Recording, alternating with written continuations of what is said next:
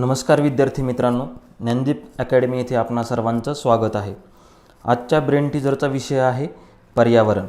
पर्यावरण हा राज्यसेवा प्रिलिमसाठी अतिशय महत्त्वाचा असा विषय असून पर्यावरण व भूगोल असे दोन्ही विषय कोरिलेट होतात, ज्यामध्ये आपल्याला काही घटक भूगोलामध्ये देखील दिसतील आणि काही घटक पर्यावरणामध्ये देखील दिसतील।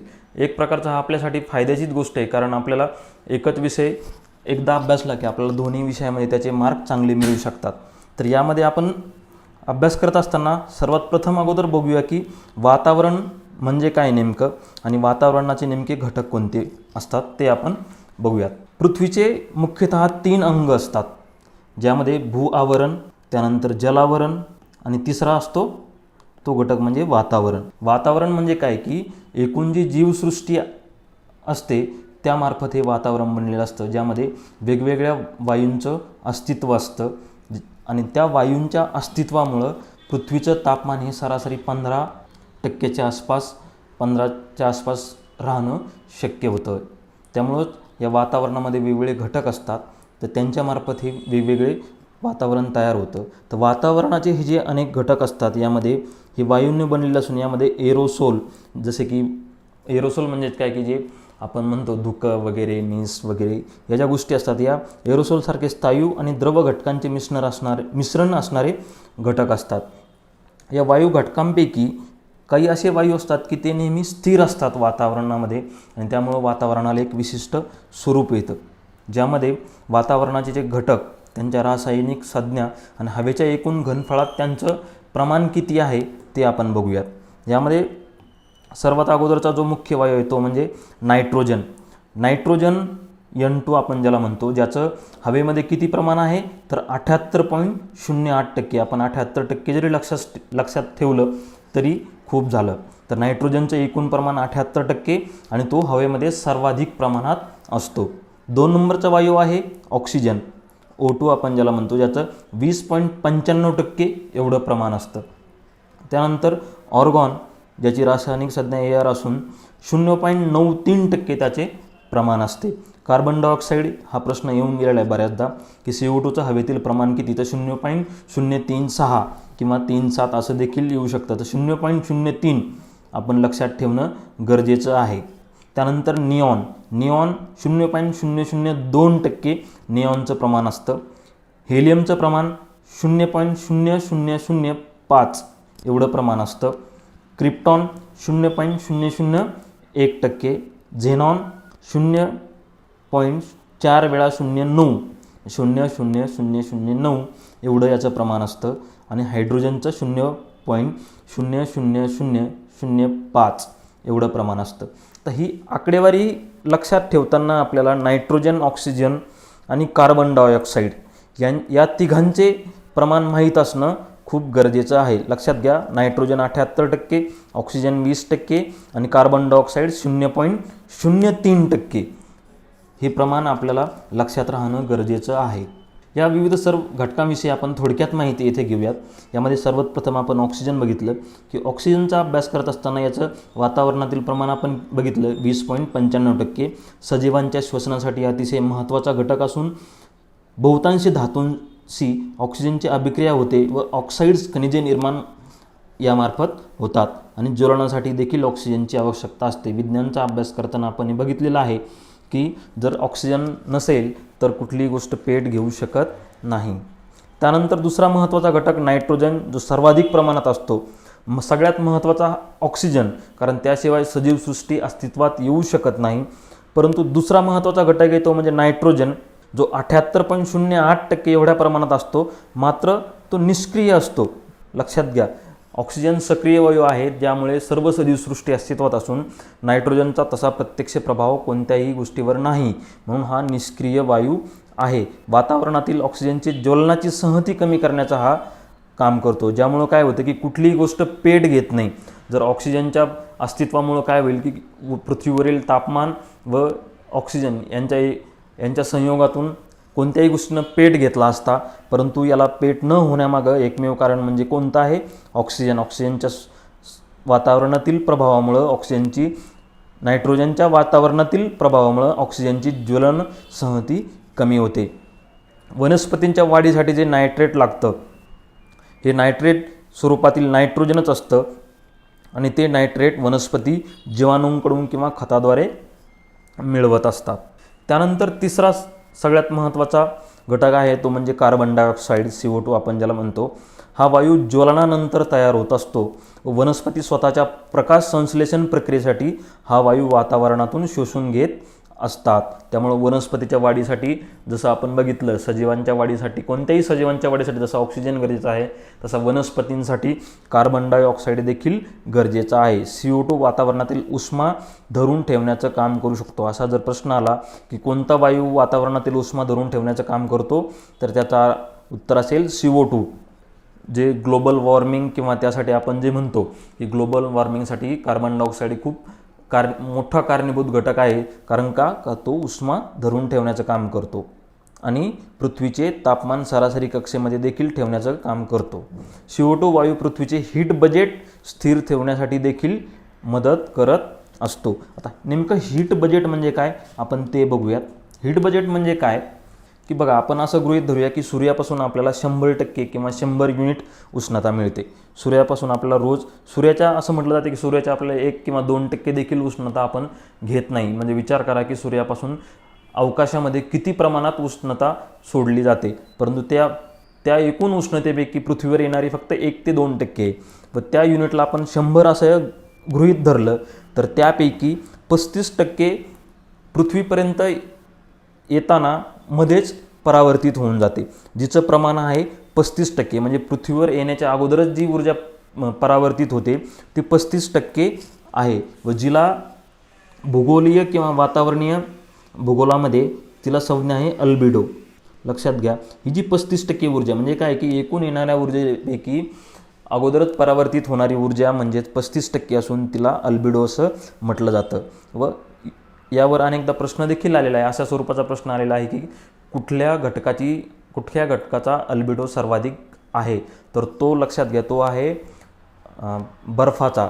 शुभ्र पांढऱ्या बर्फाचा अल्बिडो सर्वाधिक असून तो जवळपास 45 ते 48% ऊर्जा परावर्तनाचं काम करतो. म्हणून कुठल्या घटकाचा सर्वाधिक अल्बिडो आहे तर तो बर्फाचा. व अल्बिडो म्हणजे काय की पृथ्वीवर येण्याअगोदरच जी ऊर्जा परावर्तित होते तिला अल्बिडो म्हटलं जातं जिचं प्रमाण 35% आहे.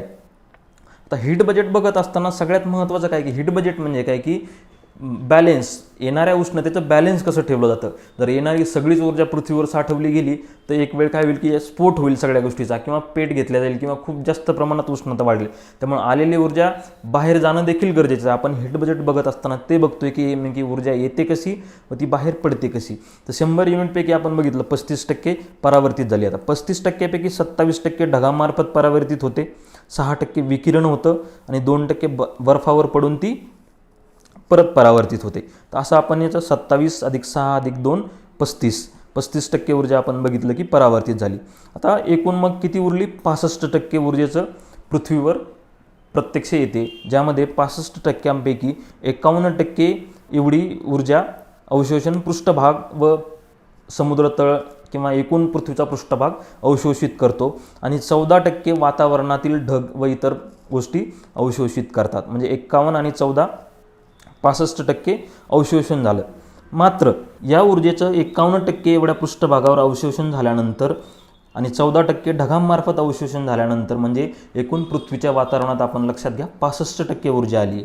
आता यापैकी जेव्हा हळूहळू सूर्य अस्ताला जाईल त्यानंतर पृष्ठभागावरील ऊर्जेचं परत अवकाशाकडे परावर्तन सुरू होतं. यामध्ये 17% ऊर्जा ही अवकाशात ऑटोमॅटिकली अवशोषित केली जाते ज्यामध्ये सरळ पृष्ठभागावरून अवकाशाकडेचं हस्तांतरण होतं.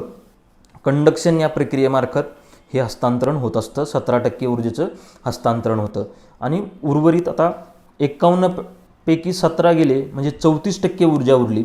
तर या 34% ऊर्जेचं बाष्पीभवनामार्फत 19%, संवहन प्रक्रियेमार्फत 9% आणि विकिरण प्रक्रियेमार्फत 6% ऊर्जेचं परत परावर्तन होतं. आता इथे परावर्तन अवशोषण होत असताना जेव्हा ही ऊर्जा सूर्याकडून पृथ्वीकडे येते तेव्हा ती शॉर्ट वेव्ह स्वरूपात येत असते. मात्र ही जेव्हा पृथ्वीवरून परत बाहेर फेकली जाते तेव्हा ती लॉंग वेव्ह स्वरूपामार्फत जात असते. हा देखील मुद्दा इथे लक्षात घ्यायचा आहे आपल्याला. तर आपण इथे बघितलं की एकूण 51% 17% ऑटोमॅटिकली अवकाशाकडे गेली. उरलेली 34% बाष्पीभवन, संवहन आणि विकिरणामार्फत बाहेर जाते. आणि ज्यामार्फत आपण बघितलं की ही बाष्पीभवन, संवहन आणि विकिरण यामार्फत देखील ही कुठे अवशोषित होते? ढग आणि वातावरण. ही ढग आणि वातावरणामार्फत अवशोषित होत असते. जेव्हा ह्या ऊर्जेचं परत सूर्य अस्ताला गेल्यानंतर परत परावर्तन होतं, तर त्यापैकी 34% ऊर्जा ही परत ढग व वातावरणामार्फत परावर्तित होताना अवशोषित केली जाते. म्हणजे अगोदरचं आपण जे बघितलं 14% आणि ही परावर्तित होताना 34%, म्हणजे अशी टोटल 48% ऊर्जा ढगामार्फत परत थांबवून ठेवली जाते. तर यामुळं काय होतं की पृथ्वीचं तापमान संध्याकाळी अचानकपणे ढासळत नाही किंवा खूप जास्त प्रमाणात कमी होत नाही व येथे ऊर्जा संतुलन राहण्याचं काम देखील केलं जातं. आता येथे यामुळं काय होतं की हे प्रमाण जर वाढत गेलं तर उष्णता वाढीचं काम खूप जास्त प्रमाणात होतं. त्यामुळेच आपण बघितलं की ग्रीन हाऊस इफेक्ट जी संज्ञा आपण यामध्ये पुढे बघणारच आहोत, ग्रीन हाऊस इफेक्ट असेल किंवा ग्लोबल वॉर्मिंग असेल, या देखील गोष्टी यामुळं घडत आहेत. तर अशा पद्धतीने येणारी ऊर्जा व बाहेर जाणारी ऊर्जा यामधून हीट बजेट साध्य केलं जातं. तर यासाठी देखील आपण हा मुद्दा इथे बघितला. त्यानंतरचा दुसरा महत्त्वाचा घटक आहे तो म्हणजे ओझोन, ज्याची संज्ञा आहे O3. ओझोन या घटकाचा अभ्यास करत असताना ओझोन हे ऑक्सिजन वायूचे अस्थिर अनस्टेबल रासायनिक स्वरूपण आहे. त्यानंतर याचे प्रमाण किती असते वातावरणामध्ये? 0.0005% एवढं प्रमाण असतं. हा वायू स्थितांबरामध्ये आढळतो. हा पुढे स्थितांबर व या गोष्टी आपण बघणारच आहोत. तर हा वायू कुठे आढळतो? स्थितांबरामध्ये आढळतो. तपांबरात मिळणारा O3 प्रदूषक असून वनस्पती व सजीवसृष्टीस घातक असतो. स्थितांबरातील ओझोन थर अल्ट्राव्हायोलेट रेज टाईप B या अतिनील किरणांना थोपवण्याचे व शोषून घेण्याचे कार्य करत असतो. आता इथे अल्ट्राव्हायोलेट किरणं बघत असताना आपल्याला काही गोष्टी इथे ह्या लक्षात घ्यायच्या आहे की अल्ट्राव्हायोलेट किरणं म्हणजे काय, किंवा अल्ट्राव्हायोलेट किरणांचे 3 प्रकार असतात एकूण. अल्ट्राव्हायोलेट रेज A, B आणि C. या तिन्ही प्रकारापैकी C हा जो प्रकार असतो हा खूप जास्त घातक असतो. मात्र त्याचं ओझोन लेअर भेदून तो आतमध्ये येऊ शकत नाही. त्यामुळं या Cचा मानवजातीवर किंवा कुठल्याही सजीवसृष्टीवर पृथ्वीवरील कुठलाही घातक परिणाम होत नाही. मात्र A आणि B हे दोन्ही किरणे पृथ्वीवर ओझोन लेअर भेदून आतमध्ये येतात व हे सर्वात जास्त कारणीभूत कुठल्या रोगासाठी? तर स्किन कॅन्सरसाठी ही किरणे घातक ठरतात. त्यामुळे स्किन कॅन्सर होतो. त्यामुळे वेळोवेळी काळजी घेण्यासाठी सुचवलं जातं. तर लक्षात घ्या की ओझोन थर अल्ट्राव्हायोलेट रेज B या अतिनील किरणांना थोपवण्याचे काम व शोषून घेण्याचे कार्य करत असतो. मात्र काही प्रमाणात का होईना ही किरणं आतमध्ये येतात. बाष्प, ज्याला वॉटर वेफर असं म्हटलं जातं, वातावरणातील अनिश्चित वायू घटकांपैकी बाष्प हा महत्त्वाचा घटक आहे. बाष्प हा घटक ग्लोबल वॉर्मिंग वाढवण्यासाठी देखील मोठ्या प्रमाणात कारणीभूत आहे. वातावरणातील 0.2 ते 4% याचं प्रमाण बदलत असतं. का? कारण जर खूप जास्त थंडी असेल तर बाष्प कमी असतं व खूप जास्त गरमी असेल तर बाष्प वाढलेलं असतं. इथे आपण बघणार आहोत की शीत आणि शुष्क प्रदेशात बाष्पाचे प्रमाण अत्यंत कमी असतं, तर उष्णकटिबंधीय भागात हे प्रमाण सर्वाधिक असतं. वातावरणातील बाष्पापैकी 90% बाष्प भूपृष्ठापासून 6 किमी उंचीपर्यंतच्याच भागामध्ये आपल्याला आढळतं, ज्यामुळे ढग निर्मिती, पर्जन्य, आवर्त, वादळे यासारख्या घटना वातावरणाच्या सर्वात खालच्या थराशी संबंधित आहे. का? कारण याच ठिकाणी आपल्याला बाष्प आढळतं. वातावरणातील स्थायू घटक, सॉलिड पार्टिकल्स आपण ज्याला म्हणतो. वातावरणातील स्थायू घटकामध्ये वाळूचे कण, परागकण, धुळीचे कण, सूक्ष्मजीव, काजळी, सागरी क्षार तसेच उल्कांच्या विखंडनाचे कण यांचा समावेश होतो. आकाशाचा निळा रंग हा धुळीच्या कणावरून प्रकाशाच्या होणाऱ्या विकिरणावर अवलंबून असतो. म्हणजे वातावरणातील जे स्थायू घटक आहेत त्यामुळंच आपण जो आकाशाचा निळा रंग बघतो तो प्रकाशाचं विकिरण त्यामार्फत होतं आणि तो निळा रंग प्राप्त होतो. आता वातावरणाची रचना, स्ट्रक्चर ऑफ ॲटमॉस्फिअर आपण इथे बघूयात, ज्यामध्ये वातावरणाचा सगळ्यात पहिला घटक आहे तो म्हणजे तपांबर, ज्याला ट्रोपोस्फिअर असं म्हटलं जातं.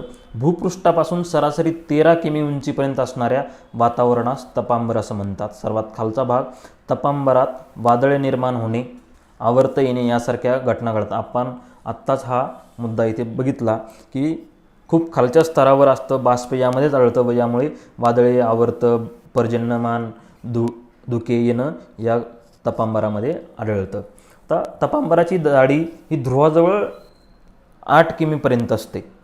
लक्षात घ्या, ध्रुवाजवळ ही जाडी किती असते? 8 किमीपर्यंत. तर विषुववृत्ताजवळ ही जाडी जवळपास 18 किमीपर्यंत असतं. याचे कारण काय की सूर्यप्रकाश. ध्रुवावर सूर्यप्रकाश कमी पडतो त्यामुळे हवेची जाडी कमी होते, तर विषुववृत्तावर सूर्यप्रकाश थेट पडतो त्यामुळे हवेची जाडी वाढते व त्यामुळे येथे तपांबराची जाडी देखील आपल्याला वाढलेली आढळते.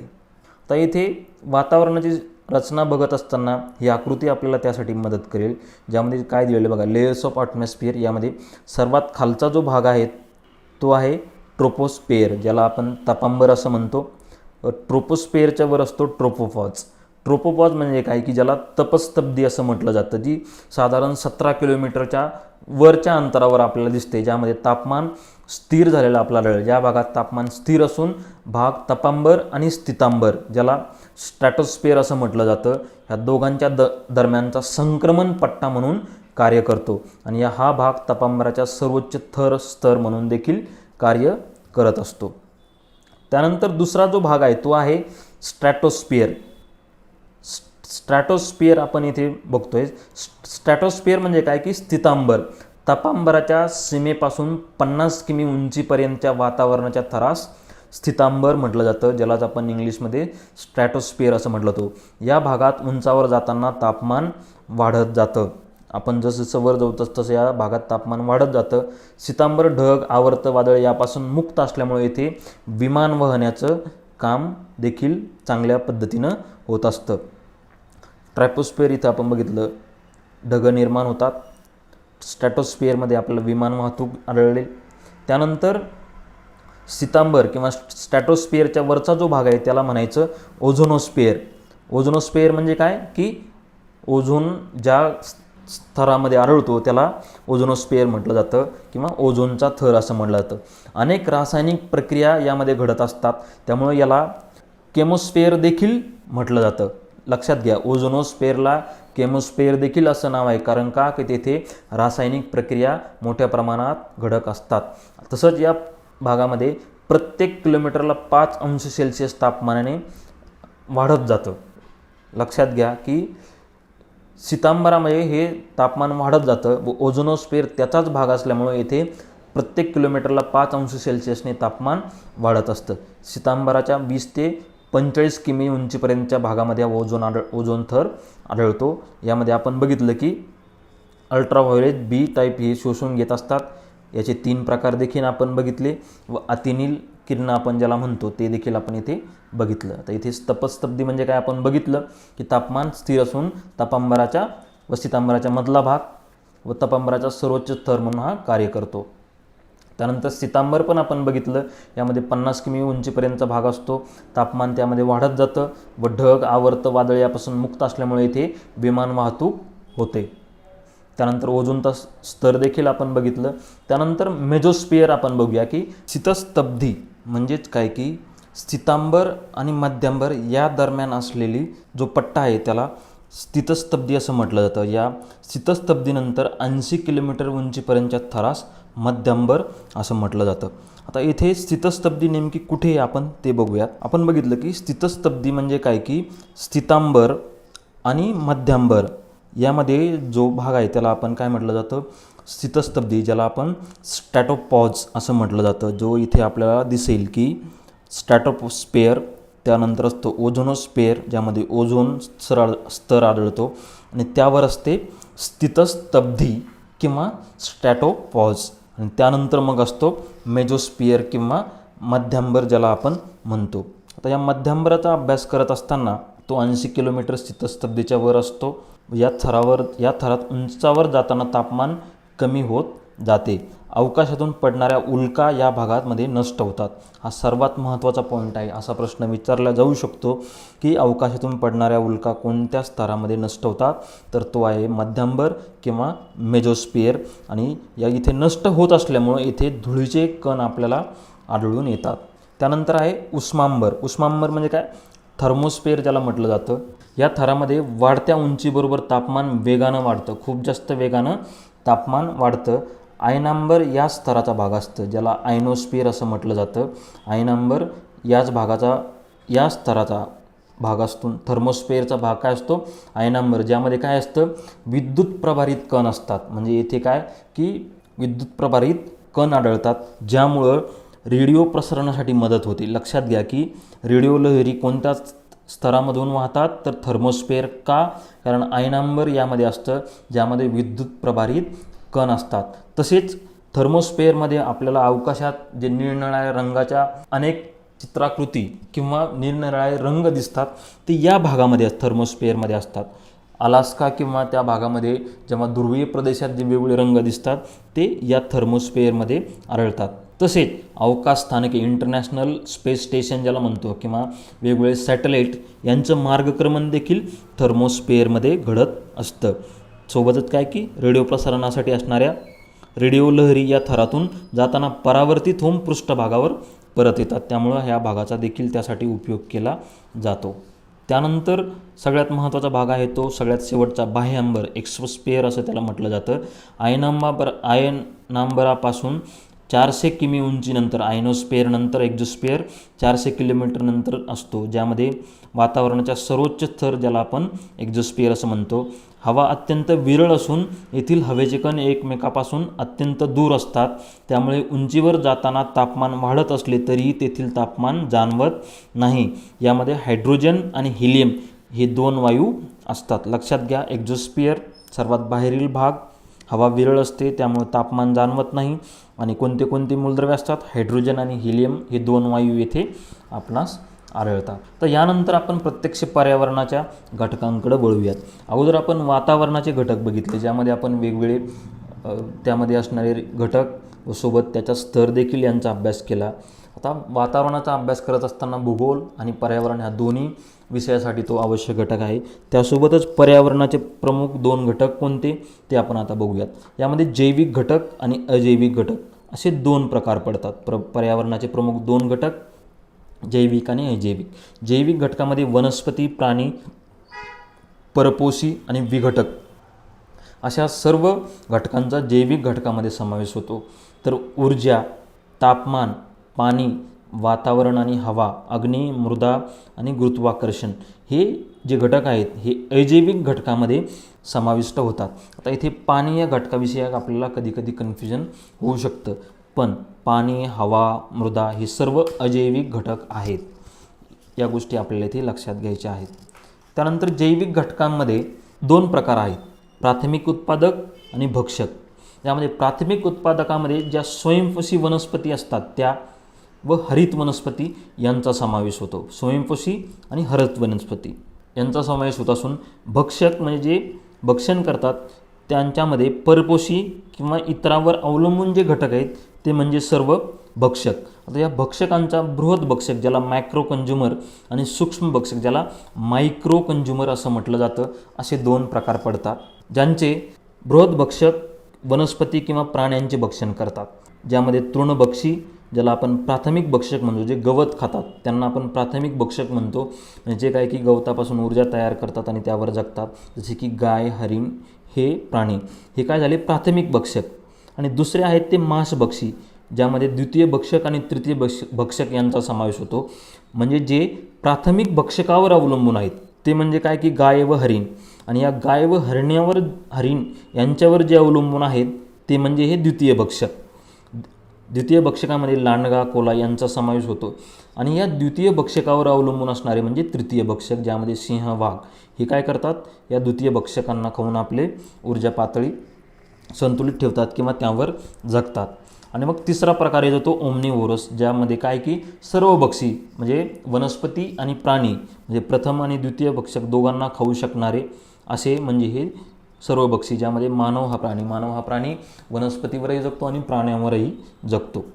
आता बृहत भक्षकांमध्ये आपण बघितलं. त्यानंतर सूक्ष्म भक्षक म्हणजे मायक्रो कंझ्युमर ज्याला म्हणतो, त्यामध्ये मृतजीवी व विघटकांचा समावेश होतो, ज्यामध्ये जीवाणू, कवक हे काय करतात की मृत वनस्पतीपासून प्राणी विघटनातून ऊर्जा निर्मिती करतात व त्यावर जगतात. म्हणजे हे जीवाणू, कवक हे काय झाले, सूक्ष्म भक्षक झाले. अशा पद्धतीनं आपण काय बघितलं, जैविक घटक, त्यांचे प्राथमिक उत्पादक आणि भक्षक असे दोन प्रकार, भक्षकांचे बृहत भक्षक आणि सूक्ष्म भक्षक, व त्यामध्ये नेमका कोणाचा समावेश होतो असे आपण यामध्ये बघितलं. तर यानंतर आपण बघूया की अन्न साखळी. अन्न साखळी म्हणजे काय की एका ऊर्जा विनिमय पातळीकडून दुसऱ्या विनिमय पातळीकडे ऊर्जेचे होणारे संक्रमण, त्याला काय म्हणायचं, अन्न साखळी. म्हणजेच काय की एक सजीव हा दुसऱ्या सजीवावर जगण्यासाठी अवलंबून असतो व त्यातून जे अन्नाची साखळी निर्माण होते. म्हणजे जसं आपण आत्ता बघितलं की प्राथमिक भक्षकावर द्वितीय भक्षकावर तृतीय भक्षक, हे जसे एकमेकावर अन्नासाठी अवलंबून आहेत आणि ज्यातून जी साखळी निर्माण होते तिला म्हणायचं अन्न साखळी. आणि ही कशासाठी आहे, सरळ ऊर्जा निर्मिती. आपल्या शरीरात जर ऊर्जा निर्माण झाली तर आपण जगणार आहोत. त्यामुळं ही जी ऊर्जा विनिमय पातळी एकाकडून दुसरीकडे, म्हणजे गवतातून गायीकडे, गायीकडून लांडगा, लांडगाकडून सिंह यांच्याकडे जे विनिमय पातळीचं हस्तांतरण झालं त्याला म्हणायचं ऊर्जा संक्रमण. आणि या ज्या साखळीला आहे त्याला नाव दिलं गेलं आहे अन्न साखळी. तर या अन्न साखळीचा अभ्यास करत असताना तिचे आपण प्रकार बघूयात. त्यामध्ये तृणभक्षक अन्न साखळी आणि विघटक अन्न साखळी. तृणभक्षक अन्न साखळी, जी अन्न साखळी हिरव्या झाडापासून म्हणजेच उत्पादकापासून सुरू होते तिला तृणभक्षक अन्न साखळी म्हणतात. म्हणजे गवतापासून जी अन्न साखळी तयार होते, ज्यामध्ये आपण त्यांचा समावेश करूयात. यामध्ये हिरव्या वनस्पती परिस्थितिकीय पिरॅमिडच्या पायथ्याशी असतात. जो पिरॅमिड आपण नंतर बघूयात, परंतु परिस्थितिकीय पिरॅमिडच्या पायथ्याशी असतात. तर तृणभक्षी प्राणी हे प्राथमिक भक्षक असतात.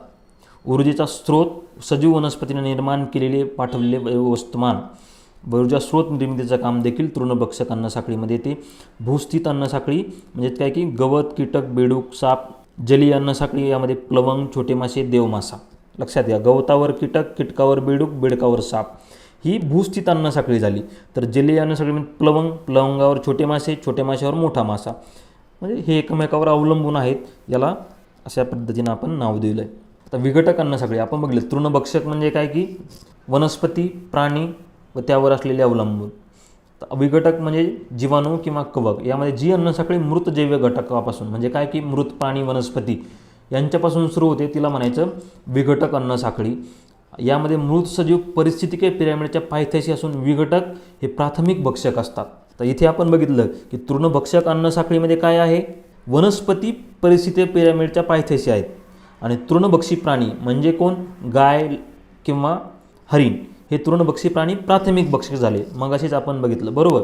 मात्र विघटक अन्न साखळीमध्ये ज्या मृत सजीव किंवा वनस्पती आहेत त्या काय आहेत, पिरॅमिडच्या पायथ्याशी आहेत. आणि जे विघटक म्हणजे जीवाणू किंवा कवक हे जे काय आहेत, प्राथमिक भक्षक आहेत. ही गोष्ट आपल्याला इथे समजून घ्यायची आहे. ऊर्जेचा स्रोत मृत सजीवांचे जैव वस्तुमान. तर इकडे तृणभक्षक साखळीमध्ये काय आहे, सजीव वनस्पतींनी निर्माण केलेले किंवा साठवलेले जैव वस्तुमान. इथे वनस्पती हा ऊर्जेचा स्रोत झाला, तर येथे ऊर्जेचा स्रोत मृत सजीव झाला. अन्न साखळी उदाहरणार्थ झाडपाला, गांडूळ, कोंबडी, घार. बघा अशा पद्धतीनं ही अन्न साखळी आपल्याला दिसून येईल. म्हणजे काय की झाडपाल्यावर त्यावर गांडूळ अवलंबून असतो, गांडुळाला कोंबडी खाते, कोंबडीला घार खाते. अशा पद्धतीने ही अन्न साखळी चालू राहते. अशा पद्धतीनं आपण आज भूगोल व पर्यावरण अशा दोन्ही विषयांना खूप महत्त्वाचे असणारे वातावरणाचे घटक, त्यानंतर वातावरणाची रचना, पर्यावरणाचे घटक, त्यानंतर अन्न साखळी असे विविध घटक आपण आज अभ्यासले आहेत. पर्यावरणाच्या पुढच्या ब्रेन टीजरमध्ये आपण आणखी वेगवेगळ्या संकल्पना व फॅक्च्युअल गोष्टींचा अभ्यास करणार आहोत. परीक्षेसाठी व अभ्यासासाठी तुम्हा सर्वांना खूप खूप शुभेच्छा. थँक्यू.